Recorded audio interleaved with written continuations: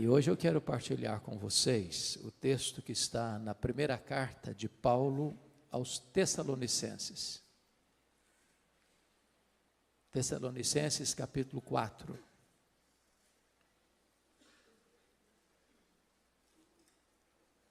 Dos versos 13 ao verso 18.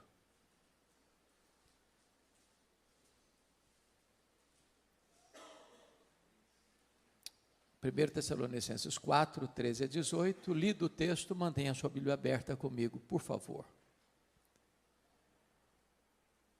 Não queremos, porém, irmãos, que sejais ignorantes com respeito aos que dormem, para não vos entristecerdes como os demais que não têm esperança.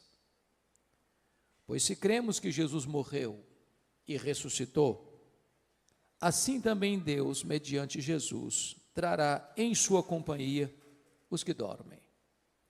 Ora, ainda vos declaramos por palavra do Senhor isto: nós, os vivos, os que ficarmos até a vinda do Senhor, de modo algum precederemos os que dormem.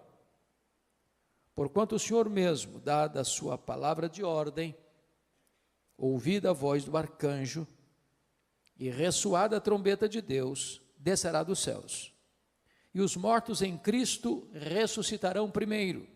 Depois, nós, os vivos, os que ficarmos, seremos arrebatados juntamente com eles entre nuvens, para o encontro do Senhor nos ares, e assim estaremos para sempre com o Senhor. Consolai-vos, pois, uns aos outros com estas palavras. Amém. Bom, o apóstolo Paulo, na sua segunda viagem missionária, esteve nesta cidade chamada Tessalônica. É uma cidade grega, até hoje uma das maiores cidades da Grécia, hoje com o nome de Salônica. E Tessalônica era uma cidade importantíssima, porque ela era a capital de uma província, ela era a capital da província da Macedônia. E Paulo passa por lá, planta esta igreja, uma igreja que vai se tornar uma igreja modelo para outras igrejas, e precisou sair às pressas, porque queriam matá-lo na cidade. Então, dali ele vai para Bereia. E nesta carta, Paulo trata muito especificamente sobre as verdades que nós chamamos de escatológicas, as verdades das coisas do fim. Por ser uma cidade grega, ela tinha forte influência da cultura grega. Esta carta é um clássico exemplo de que, em vez da igreja influenciar a sociedade, é a sociedade que está influenciando a igreja. Em vez da igreja imprimir no mundo o seu pensamento, o pensamento divino, à luz das Escrituras, é a cultura prevalecente que está influenciando a igreja.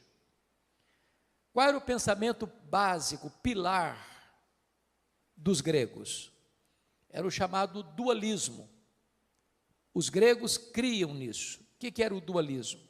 O dualismo era a ideia de que a matéria que você toca, que você vê, que você apalpa, era essencialmente má. O espírito invisível, imaterial, espiritual, era essencialmente bom. Em virtude disso, os gregos não acreditavam em três coisas. Eles não acreditavam na criação.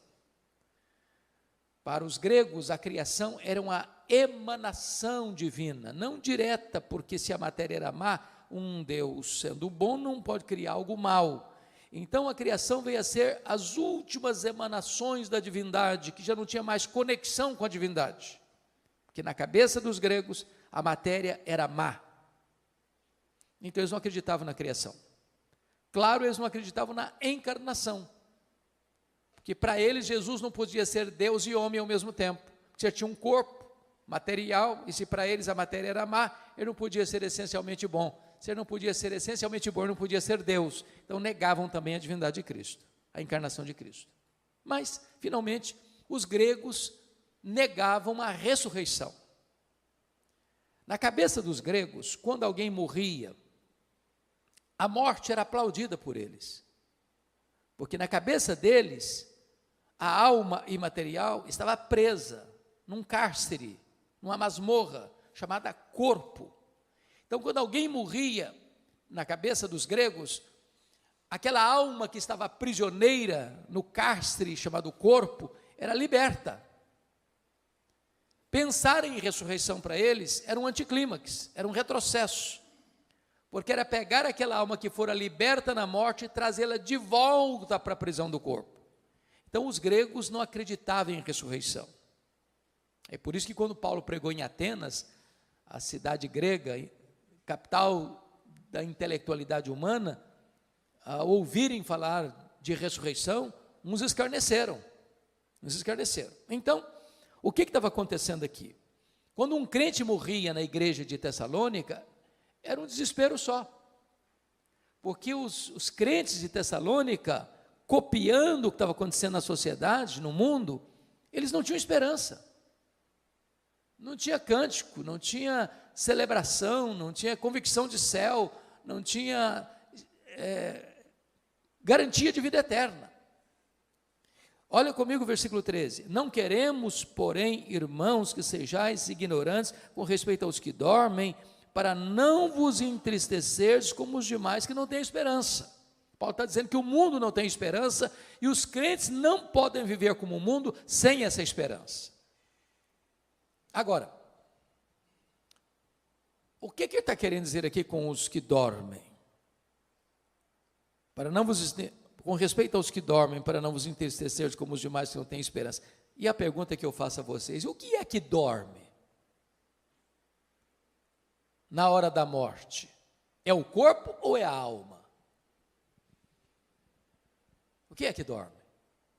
E a resposta insofismável, categórica é o corpo que dorme. A alma não dorme. O seu corpo não sobrevive sem a sua alma, mas a sua alma sobrevive sem o seu corpo. Você não é um corpo que tem uma alma, você é uma alma que tem um corpo. Você e eu fomos feitos do pó, somos pó e voltaremos ao pó. Mas na hora da morte, a alma, que é o sopro divino, se desprende do corpo e se volta para o Senhor. O pó volta à terra como deu, o espírito volta a Deus. Agora, aquela dúvida dos tessalonicenses ainda é a dúvida de hoje. Porque a pergunta hoje que eu mais escuto com um pastor é essa: pastor, como é que vai ser na hora da morte? O que vai acontecer? O que acontece quando um crente morre? Vamos falar dos cristãos agora. E quando falo cristão, estou falando daqueles que nasceram de novo, que têm seu nome escrito no livro da vida, que são herdeiros da vida eterna. O que acontece quando um crente morre? Bom, se você perguntar isso para um ateu que não crê na eternidade, o que acontece quando uma pessoa morre? Ele vai dizer assim: bom, morreu, é só matéria e acabou, não tem mais nada. Não tem mais nada. Se você fizesse a pergunta para um defensor do romanismo, da doutrina romana, ele vai dizer: gente, a pessoa não era tão má para ir direto para o inferno, não era tão boa para ir direto para o céu, morreu, vai para o purgatório. Fica lá sofrendo, purgando os pecados, não sabe se 1 ano, se 10 anos, se 100 anos, se 1000 anos, até os pecados serem purgados e aí poder entrar no paraíso. Não tem esperança nisso. Se você fizesse a pergunta para um espiritualista: o que acontece quando uma pessoa morre? Ele vai dizer: bom, morreu, desencarnou, reencarnou, desencarnou, reencarnou, desencarnou, num processo ad infinitum. Também não tem esperança nisso. Se você fizer a pergunta para uma outra vertente teológica hoje: o que acontece quando uma pessoa morre? Ele vai dizer para você: morreu, a alma fica dormindo, até a segunda vinda de Cristo, inconsciente. Bom, mas isso também não tem esperança. O que a Bíblia diz? O que a Bíblia diz? Quando um crente morre, a Bíblia diz lá em 2 Coríntios 5,8, que morrer é deixar o corpo e habitar com o Senhor. E o Senhor não está na sepultura dormindo. O que a Bíblia diz? Filipenses 1,23 diz que morrer é partir para estar com Cristo, o que é incomparavelmente melhor. E Cristo não está na sepultura. Cristo está sentado no trono. Ele está no céu, de onde intercede por nós. É por isso que Paulo diz: morrer para mim é lucro. Por exemplo, Quando Jesus disse àquele ladrão que se arrependeu, na última hora, na 10ª hora, à sua direita, o que Jesus disse para ele? Em verdade te digo que hoje mesmo estarás comigo no paraíso.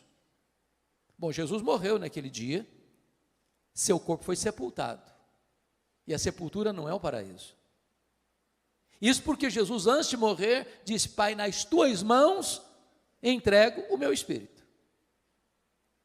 Então, o problema dos Tessalonicenses é que eles estavam vivendo sem esperança, influenciados pela filosofia e pela cultura dos gregos, deixando de experimentar e usufruir as verdades consoladoras das Escrituras.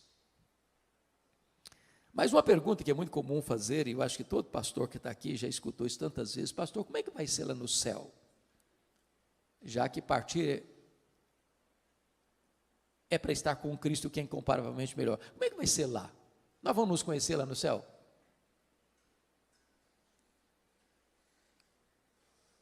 E a resposta óbvia é: claro que nós vamos nos conhecer no céu. É claro. O céu não é retrocesso, o céu é glorificação. Então preste atenção nisso. Aqui você e eu não nos conhecemos direito. Se eu não sei quem aqui está casado há mais tempo. Vamos imaginar que tem aqui no auditório uma pessoa que tem 50 anos de casado. Se eu perguntar para essa mulher assim: você conhece o seu marido? Ela vai responder assim: estou começando a conhecer. Se eu perguntar para o marido: você conhece a sua mulher? Eu falei: rapaz, eu estou arranhando ainda a superfície para conhecer. Os gregos diziam assim: conhece-te a ti mesmo. Os gregos estavam errados. Nem você, nem eu nos conhecemos. Só Deus nos conhece. Eu não sei quanto a você, mas de vez em quando eu fico escandalizado comigo mesmo. Você não fica, não? Falei: meu Deus, não sou eu que estou pensando nisso, não é possível. Você e eu não nos conhecemos. Agora, lá no céu, sem as limitações que nós temos aqui, de tempo, de espaço, de conhecimento, nós vamos nos conhecer. Pense só comigo. Imagine você conviver com alguém a eternidade inteira sem saber quem ela é. Faz sentido isso? Não faz o mínimo sentido. É óbvio que nós vamos nos conhecer. Agora, um detalhe. Lá no céu não vai ter as mesmas realidades que aqui. Por exemplo, Jesus disse que lá no céu nem se casa, nem se dá em casamento. Às vezes as pessoas nutrem um romantismo irreal nesse sentido. E eu já vi muito funeral, sobretudo de uma pessoa que já está casada há muitos anos, vai a esposa primeiro, vai o marido primeiro, e um fica lá curtindo, passando a mão assim, na mãozinha já gelada, assim, daqui a pouquinho eu estou indo também, dando a ideia de que vai continuar casado lá no céu. Não vai, não. Casamento é só para essa vida. Aproveita, porque depois não tem mais. Alguém diz: ufa, até que enfim também. Ah, que pena, podia prosseguir. Não vai prosseguir. Então, casamento é só para essa vida. É por isso que a Bíblia diz que tem um curso aí, que o curso é bom, mas o título não é bom. Casados para sempre. Não é verdade isso, não tem casados para sempre. O curso é bom, mas o título, penso eu, não foi feliz. Porque a Bíblia diz que casamento é até que a morte o separe. Então lá no céu não tem casamento. Segunda coisa, lá no céu nós não vamos ser famílias nucleares. Em outras palavras, lá no céu você não vai amar mais quem foi aqui, seu pai, sua mãe, seu marido, sua mulher, seus filhos, seus avós, do que você vai amar Abraão, Isaque e Jacó. Lá nós não vamos ser famílias, José, Pereira, Silva, Oliveira. Não, lá nós vamos ser uma única família, lavada no sangue do Cordeiro. Agora, Paulo não diz o seguinte: nós não estamos aqui especulando. não é uma questão de especulação. Olha comigo o versículo de número 15, quando ele diz: e sabeis também vós, não, desculpa, o vento bateu aqui, mudou minha página, 4:15. Ora, ainda vos declaramos por palavra do Senhor isto, não é especulação, não é uma teoria, não é uma opinião de um teólogo, é revelação de Deus. Isso é o que Deus revelou. Então, a grande pergunta aqui, meus amados, é: onde está a nossa garantia dessa esperança? Qual é a base da nossa esperança? E o apóstolo Paulo vai responder nesse texto, no verso 16, é a parousia. Ora ainda, versículo 16, porque o Senhor, porquanto o Senhor mesmo, dada a sua palavra de ordem, ouvida a voz do arcanjo, e ressoada a trombeta de Deus, descerá dos céus. Então você e eu cremos que Jesus vai voltar. Esse é o pináculo da nossa fé, esse é a acrópole da nossa esperança, esse é o ponto culminante da nossa convicção, é a consumação da nossa salvação. Porque notem bem, nós já fomos salvos, nós estamos sendo salvos e nós seremos salvos. Com respeito à justificação, nós já fomos salvos. Com respeito à santificação, nós estamos sendo salvos. Mas com respeito à glorificação, nós seremos salvos. Essa é a nossa convicção. Jesus vai voltar. Ele vai voltar. E não tem corte humana, por mais egrégia que ela seja, que possa cancelar essa agenda. Essa agenda não está estabelecida na terra, nem pelos homens, ela está estabelecida no céu, pelo próprio Deus. Ele vai voltar. E a pergunta é: como ele vai voltar? Primeiro, ele vai voltar pessoalmente.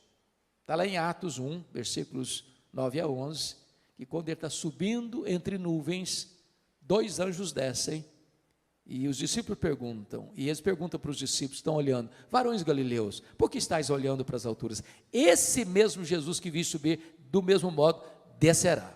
Ele não vai enviar um embaixador, não será Gabriel, não será Miguel, não será um arcanjo, não será um querubim. Ele mesmo voltará pessoalmente. Segundo, como ele voltará? Ele voltará visivelmente. Lá em Apocalipse 1,7 diz que todo olho verá, até aqueles que o traspassaram. O que significa isso? Até aqueles que o traspassaram.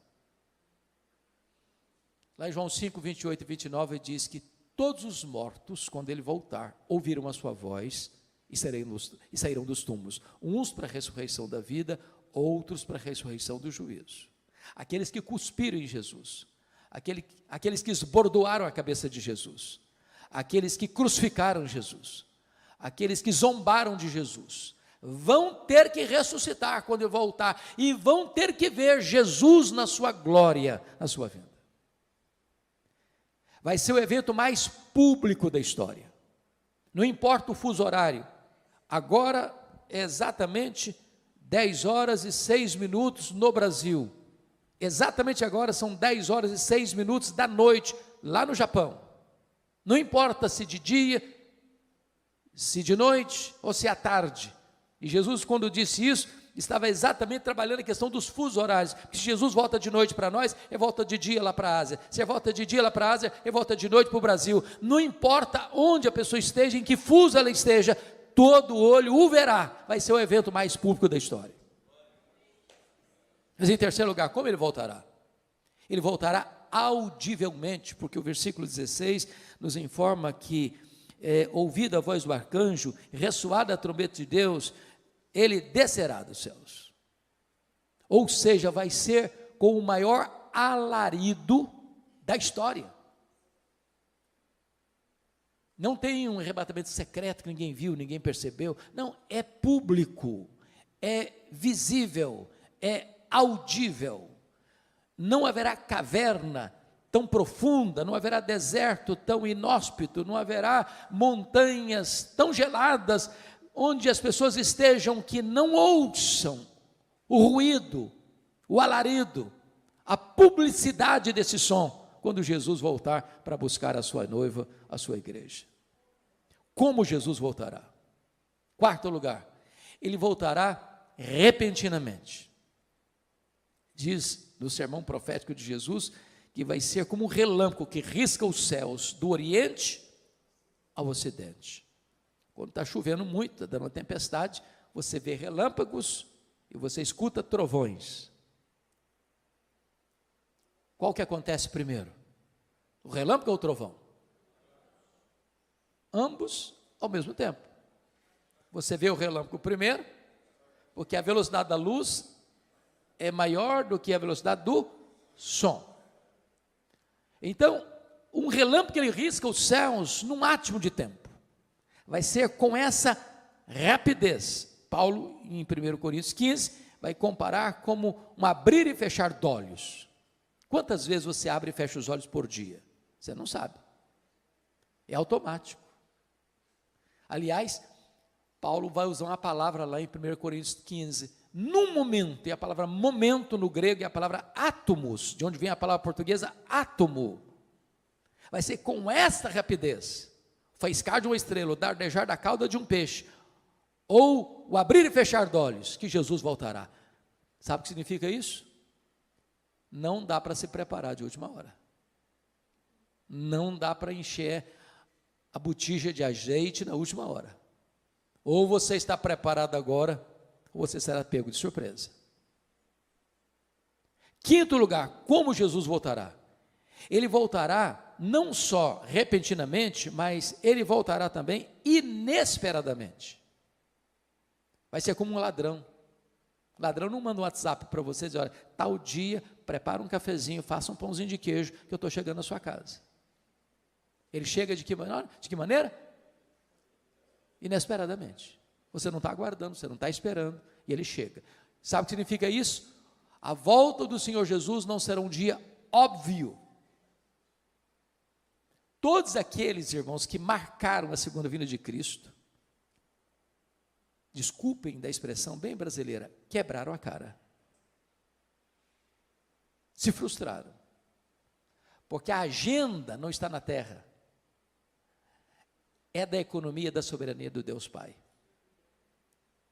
Então preste bem atenção nisso.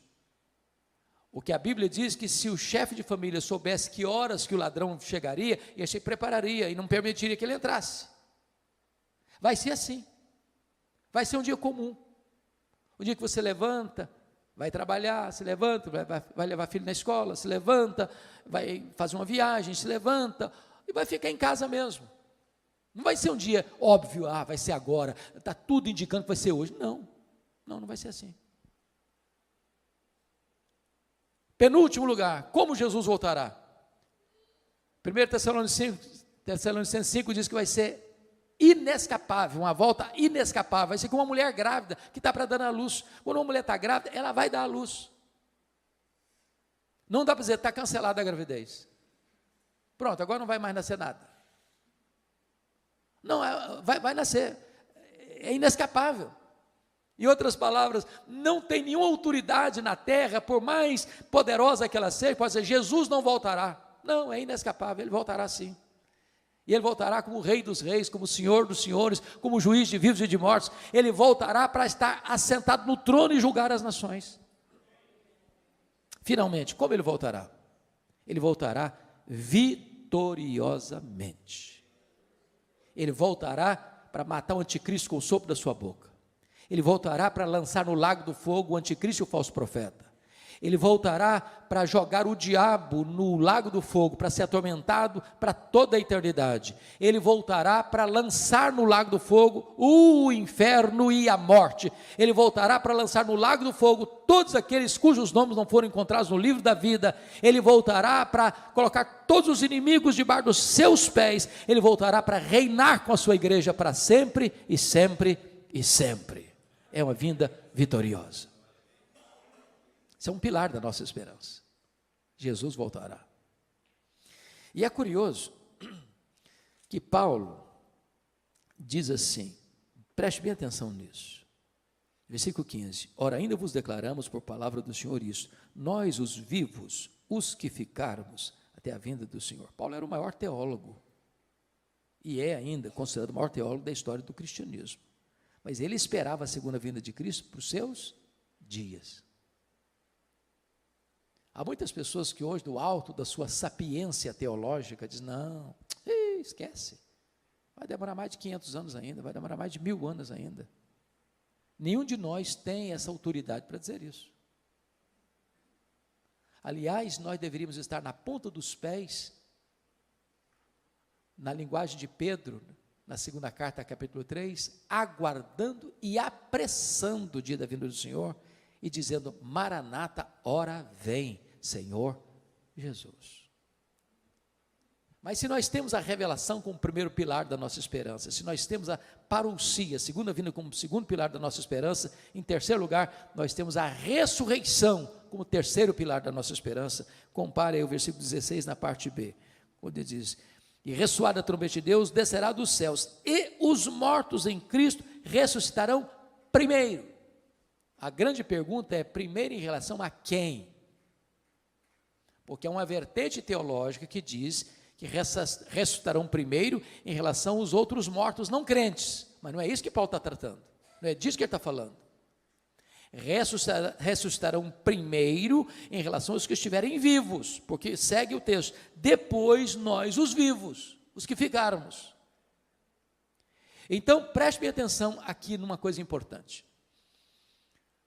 Quando um crente morre, estou falando crente salvo, não é crente nominal, não deveria existir desespero, porque quando um crente morre, ele já começa imediatamente, está lá em Hebreus 12, que o Espírito é aperfeiçoado para entrar na glória. Já imediatamente ele começa a desfrutar do céu, conscientemente, não fica dormindo, não fica num limbo, já começa a reinar com Cristo, conforme Apocalipse 20. Quando Jesus voltar, cronologicamente falando, aqueles que já estão lá com ele no céu, cujo corpo está na sepultura, dormindo, me dão nota de rodapé, abra um parênteses, eu fecho depois. Por que usa a metáfora dormindo, ou dormir no Senhor? Por que essa metáfora? Porque esse eufemismo é uma figura de linguagem para amenizar uma coisa. Em vez de você dizer assim, o cara morreu, aí você diz, ele dormiu no Senhor. Por duas razões. Porque quem dorme está fazendo o quê? Está descansando. Você dorme porque você precisa descansar. Apocalipse 14, 13 diz, bem-aventurados aqueles que desde agora morrem no Senhor, para que descansem das suas fadigas. Segunda razão porque usa a figura do dormir, porque quem dormiu vai acordar, se não acordou, não dormiu, morreu. Significa o quê? Que a morte, ela tem prazo de validade. Vai chegar um momento que a morte vai ser interrompida pela ressurreição. Os mortos vão ouvir a voz de Jesus e vão sair dos túmulos, uns para a ressurreição da vida, outros para a ressurreição do juízo, dando claramente a entender que não vai ter duas ressurreições, uma de crente e outra de descrente, vai ser uma única ressurreição, de crentes e descrentes, ao mesmo tempo. Quando Jesus voltar. Bom, voltando então à ressurreição dos mortos. Ele está falando de ressurreição dos mortos, primeiro em relação aos que estiverem vivos, porque aqueles que virão com Jesus, que estão lá desde Abel, voltarão com Jesus, aquela alma que já está glorificada, que já está reinando com Cristo, e agora este corpo que acabou de ressuscitar, com características específicas, corpo imortal, incorruptível, poderoso, glorioso, espiritual, celestial, semelhante ao corpo da glória do Senhor Jesus. Aquela alma agora então entra dentro deste corpo que está glorificado. Agora sim a glorificação está plena, completa, e então estaremos para sempre com o Senhor. Os que estiverem vivos não podem subir do jeito que nós temos, um corpo mortal e corruptível. Então, 1 Coríntios 15 diz que seremos transformados e arrebatados com o corpo de glória, para estarmos para sempre com o Senhor. Mas a questão é, como é que vai ser o corpo da ressurreição? Paulo não trata aqui, mas Paulo trata desse assunto lá em 1 Coríntios capítulo 15. Eu queria que você fosse rapidinho comigo para lá. 1 Coríntios 15. Por favor, olha aí. Aliás, essa é a pergunta que eu mais escuto como pastor. Como é que vai ser o nosso corpo? Como é que vai ser o nosso corpo? Etc e tal. Aqui Paulo responde isso de forma muito clara. 1 Coríntios 15, a partir do verso 35.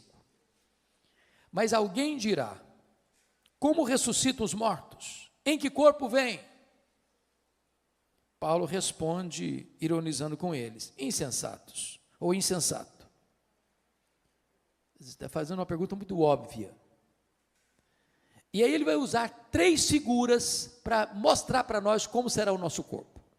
A primeira figura está no versículo 36, é a figura da semente. A segunda figura está no verso 39, é a figura da carne. A terceira figura está no verso 40, a figura dos corpos celestiais. Então vamos dar uma olhadinha nisso? O que Paulo está dizendo no versículo 36 é o seguinte, que quando um crente morre, o corpo dele é uma semente. Quando você semeia na terra uma semente de milho, de feijão, de soja, o que vai brotar dali tem a mesma natureza, mas não é a mesma coisa.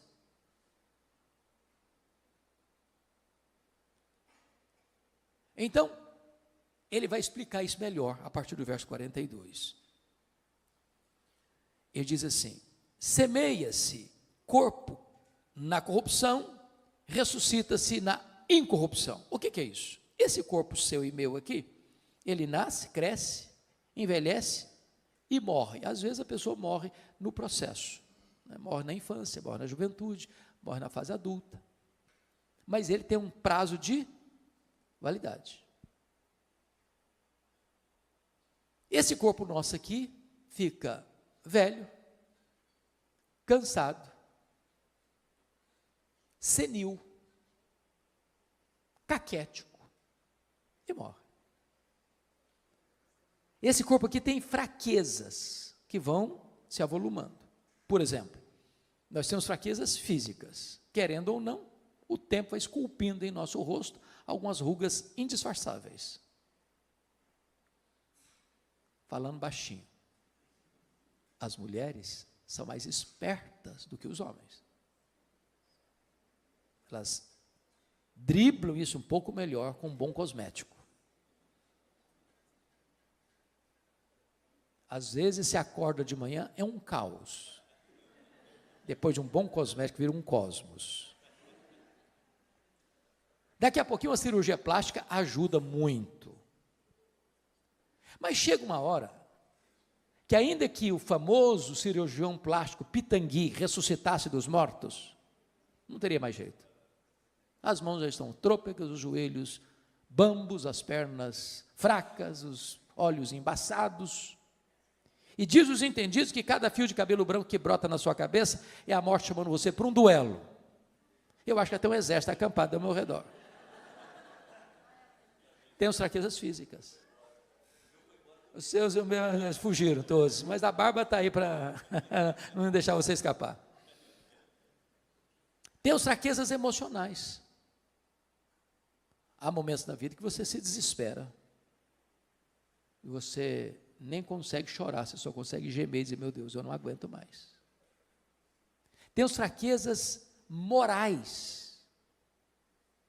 Você e eu já prometemos para Deus, com lágrimas nos olhos, meu Deus, eu não vou cometer mais esse erro. Eu não vou cometer mais esse pecado. E daqui a pouco você se flagra cometendo o mesmo erro, o mesmo pecado. Não é porque faltou para você sinceridade, não, faltou para você poder. Somos fracos. Temos fraquezas espirituais, somos um ser ambíguo, paradoxal, contraditório. O bem que queremos fazer não fazemos, o mal que não queremos praticamos. Somos fracos. Eu, quando passo pelas livrarias, e eu faço isso praticamente toda semana, procurando ver o que está saindo de novo, e vocês todos sabem que os livros mais publicados no Brasil e no mundo são livros de autoajuda. São livros que dizem assim para você: você é forte, você tem a força, você é um gigante. Basta você acordar, você é um gigante. E a Bíblia diz exatamente o contrário. A Bíblia diz que nós somos fracos. Mas muito fracos. A Bíblia diz que Deus conhece a nossa estrutura e sabe que somos pó. Então, esse corpo aqui, não adianta congelar, não adianta inventar. Não, ele vai envelhecer mesmo. Vai ficar enrugado mesmo. E quem não quiser ficar velho, é só morrer na infância também, está resolvido o assunto. Então, a semente que você joga é de um corpo corruptível.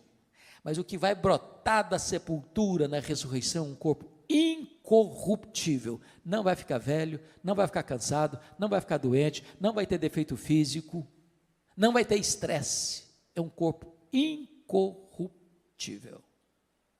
Segundo lugar, olha o que está acontecendo no verso 42. Semeia-se em desonra, ressuscita-se em glória. Ô irmãos, vocês que são crentes há muito tempo, os pastores aqui presentes, quantas vezes você e eu já visitamos um crente querido numa CTI de hospital, já há anos internado.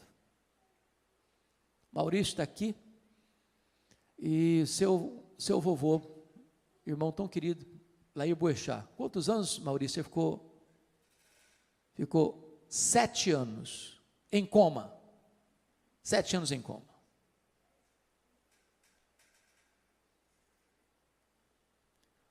Muitas vezes eu já visitei ovelhas e irmãos fora do círculo da igreja local, que o corpo já estava caquético, encolhido, pele e osso.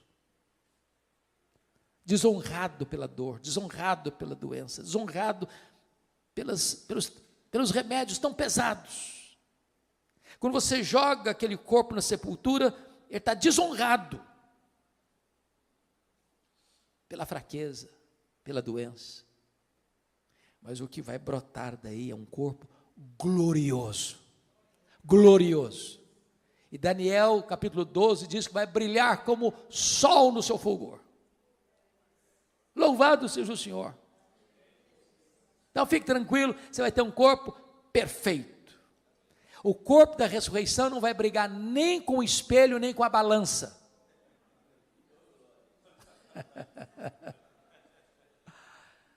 Terceiro, olha o versículo 43. Semeia-se em fraqueza, ressuscita-se em poder. Eu acho incrível, irmãos, o ciclo da vida. Nasce um bebê, pensando lá na roça. Eu fui criado na roça, então alguns aqui também, possivelmente, de igual modo. Nasce um bezerro lá no pasto, ele nasce meio tronchozinho. Daqui a pouquinho, o bichinho já está de pé, daqui a pouquinho já está mamando, daqui a pouquinho já está correndo. Nasce uma criança, é 100% dependente. Chega um ano, totalmente dependente. E aí, de repente, cresce, começa a andar, começa a correr, de repente um adolescente, vaidoso, um jovem com os músculos tonificados, daqui a pouquinho já está adulto, já está andando mais assim, mais moderadamente, daqui a pouquinho já não corre mais, daqui a pouquinho os passos já estão mais lentos, daqui a pouquinho está precisando de uma muleta, daqui a pouquinho está precisando de uma cadeira de rosa, daqui a pouquinho está precisando de uma maca, daqui a pouquinho já está, mais do que um bebê, totalmente dependente de novo. Semeia-se em fraqueza, ressuscita-se em poder. Você quer saber como é que vai ser o nosso corpo poderoso? Olha o corpo de Jesus ressurreto. Ele entrava numa casa fechada, sem precisar abrir a porta. Ele saía lá de Jerusalém e aparecia lá na Galileia, 154 quilômetros, sem precisar percorrer o trecho. Ele foi assunto aos céus com o seu corpo glorificado. Agora deixa eu fazer uma perguntinha. Onde fica o céu? A que distância o céu está da terra? O nosso universo, O nosso universo, diz os estudiosos, tem mais de 93 bilhões de anos-luz de diâmetro. Sabe o que significa isso? Se você voar à velocidade da luz, 300 mil quilômetros por segundo, nessa velocidade você demoraria mais de 93 bilhões de anos para chegar lá. Onde está o céu? Pergunto a vocês, com que velocidade Jesus voltou para o céu? Velocidade da luz? 300 mil quilômetros por segundo? Se ele voltou na velocidade da luz, ele está logo ali na esquina do universo ainda, depois de 2000 anos. Sabe o que significa que nós teremos um corpo poderoso? Significa que novos céus e nova terra será todo o ambiente do nosso habitat. Vou dar uma puladinha no céu, dar uma puladinha na terra. Quanto tempo um anjo gasta para vir do céu à terra? Quanto tempo? Sabe o que significa isso? Nós não estaremos como os anjos, como o corpo ressurreto de Jesus, sujeito às mesmas leis que nos governam agora. É por isso que o hino diz, nem metade da glória celeste jamais se contou ao mortal. Mas vamos à segunda imagem, à segunda figura? Como é que vai ser o nosso corpo? Confira aí comigo agora o versículo 39. Nem toda a carne é a mesma, porém uma é a carne dos homens, outra é a carne dos animais, a outra a carne das aves, a outra a carne dos peixes. Uai, Paulo, eu não estou te entendendo agora. Será que Paulo está dizendo aqui que também os animais, as aves e os peixes vão ressuscitar? É disso que ele está tratando?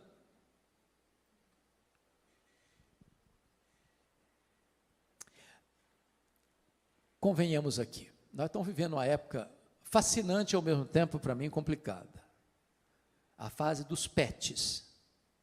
Eu não tenho nenhum problema com quem tem pet, eu amo animais. Quem tem, diz Provérbios, tem que cuidar bem. Mas eu acho que a nossa geração está confundindo um pouquinho, está passando um pouquinho dos limites. Você acredita que tem gente que dorme com um cachorrinho na cama, debaixo do mesmo cobertor, abraçadinho?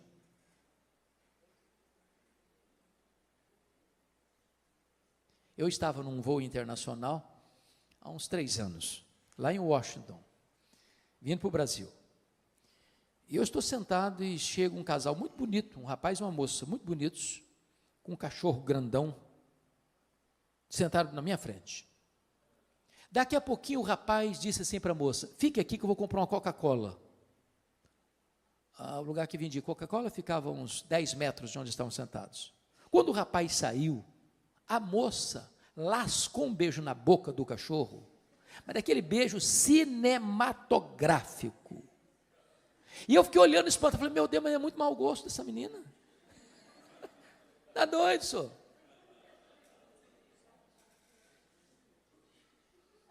Há poucos dias uma irmã me liga, uma irmã da igreja. Falou, pastor, eu estou ligando para o senhor porque eu queria saber se a minha cachorrinha vai para o céu. E eu fiquei meio zonzo com a pergunta, pensando em elaborar uma resposta. Antes de eu dar a resposta, ela disse assim, porque se a minha cachorrinha não for, eu também não quero ir. Falei, aí, é problema da senhora, eu não vou entrar em briga de família não, o que é isso? Eu tenho um colega, pastor presbiteriano, calvinista, reformado, que foi fazer um casamento de uma ovelha dele, e ele não está sabendo de nada, o coitado, pego de surpresa. Na hora das alianças, sabe quem levou a aliança ao altar? A cachorrinha da família. Mas está demais, está não? Ô gente, eu sinto muito, mas informar isso. Deus criou 3 tipos de seres: os anjos, os homens e os animais. Voláteis, terrestres e aquáticos. Os anjos são espírito e não têm corpo. Eles não morrem. Os homens têm corpo e espírito. Morre o corpo, o espírito volta para Deus.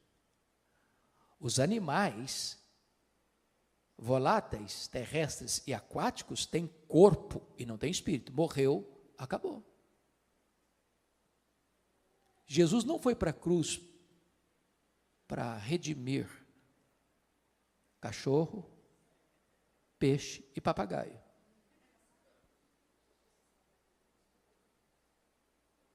Está claro isso?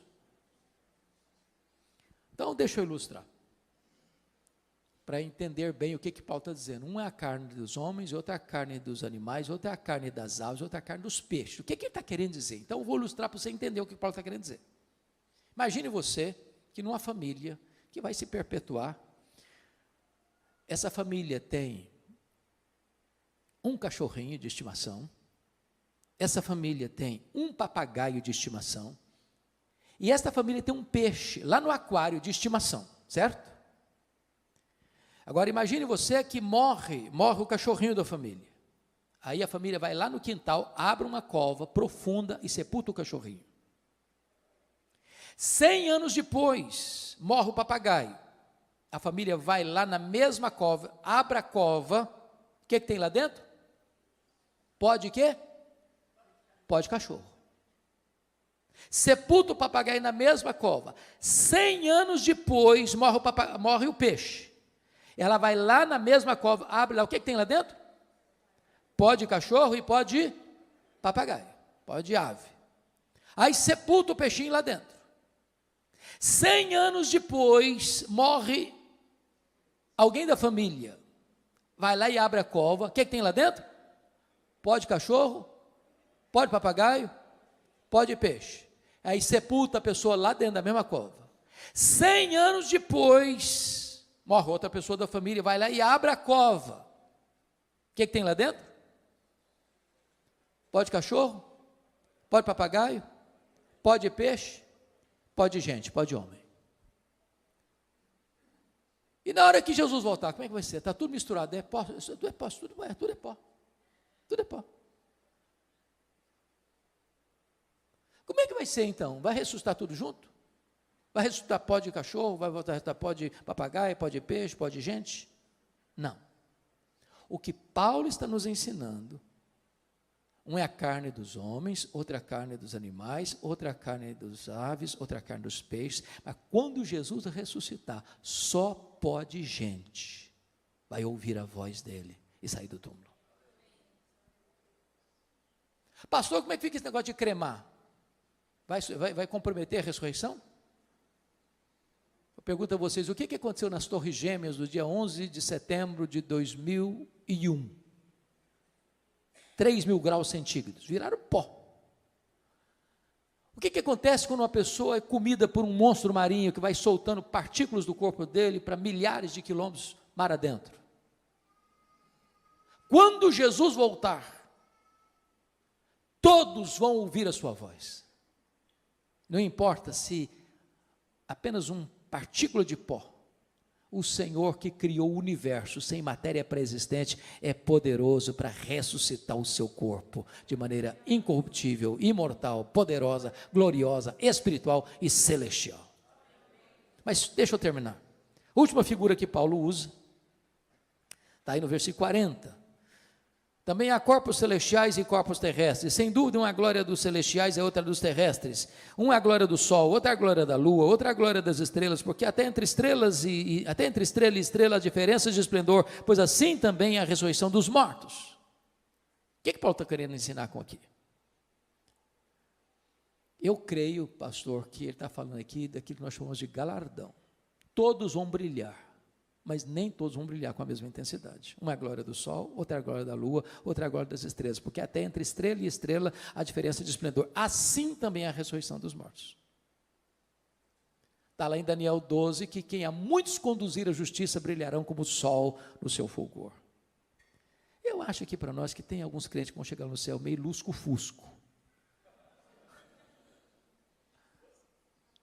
Está escrito lá em 1 Coríntios 3, versículos 11 a 15, que ninguém pode lançar outro fundamento além daquele que já foi posto, o qual é Cristo Jesus. E eu, como prudente construtor, edifiquei sobre o fundamento. Agora, quando se edifica sobre o fundamento, você tem que escolher o material. Tem gente que escolhe material nobre, como ouro, prata e pedras preciosas. Outro vai construir com material perecível, como madeira, palha e feno. O fogo provará a obra de cada um. Se a obra de cada um provada pelo fogo permanecer, esse receberá galardão. Mas se a obra de alguém que construiu sobre o fundamento com material perecível e vai ser consumido pelo fogo, esse vai ser salvo, como que através do fogo mas não receberá galardão. Tem crente que vai entrar no céu com cheiro de fumaça.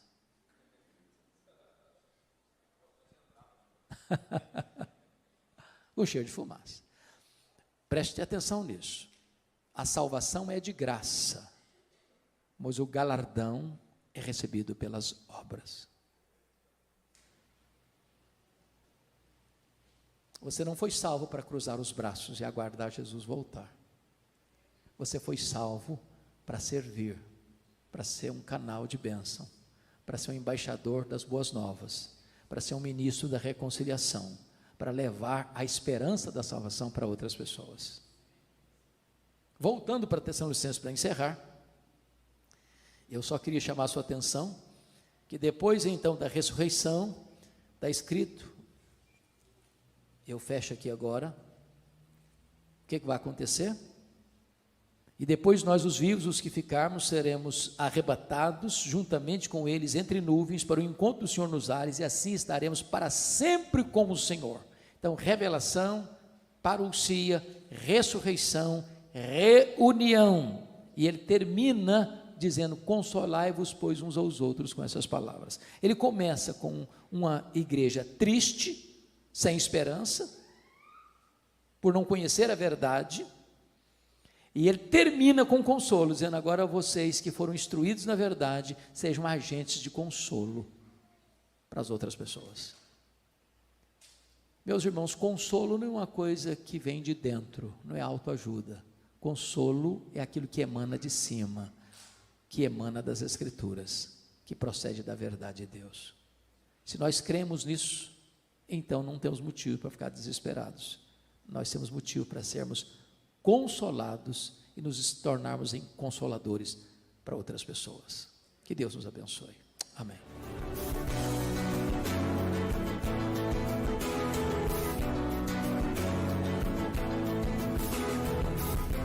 Palavra da Verdade, com Hernandes Dias Lopes.